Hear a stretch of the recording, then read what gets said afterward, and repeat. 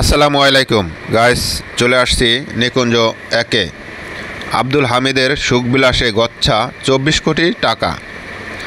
10 বছর পর বঙ্গভবন ছেড়ে নিকুঞ্জর বাড়িতে ওঠার আগেই খাল সংস্কার ও সাজসজ্জা প্রকল্পে কাজ শেষ করা হয়। আব্দুল হামিদ ভারতে পলাতক স্বৈরাচার হাসিনা সরকারের সাবেক রাষ্ট্রপতি। দেশের ইতিহাসে দীর্ঘতম সময়ে বঙ্গভবনের বাসিন্দা হিসেবে রেকর্ড গড়া এই রাষ্ট্রপতি গত বছর বেরিয়ে আসেন 4 দেয়ালের বাহিরে। সপরিবারে গিয়ে ওঠে রাজধানীর অন্যতম অভিজাত এলাকা নিকুঞ্জ এক ডুপ্লেক্স বাড়িতে। তবে এর আগেই নিকুঞ্জর চেহারা পুরোপুরি পাল্টে দেওয়া হয়।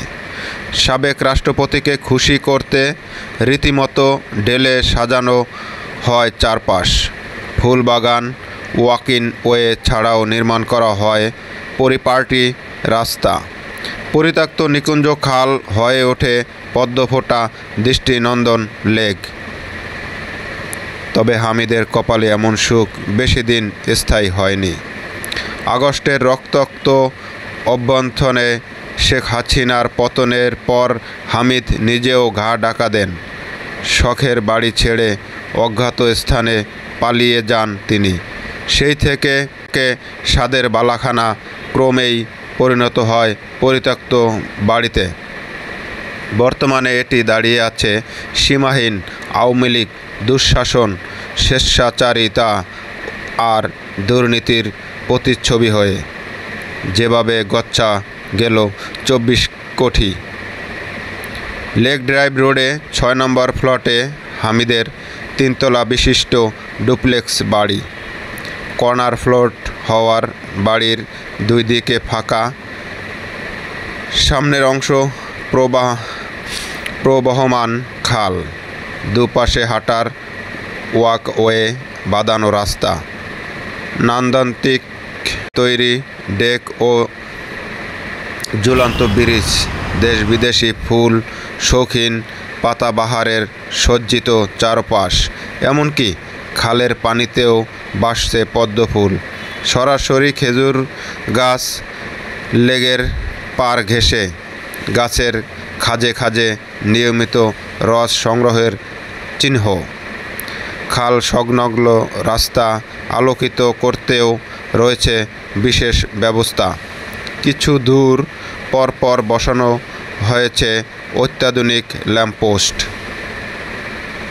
রাজুক সূত্রে জানায়, এর সবই তৈরি হয় সাবেক রাষ্ট্রপতি আব্দুল হামিদের খুশি সুখ বিলাসের জন্য।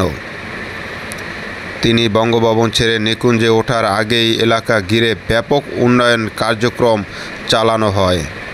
বিশেষ করে তার বাড়ির সামনের খাল সংস্কারের 2 হাতে টাকা ঢেলে সরকার।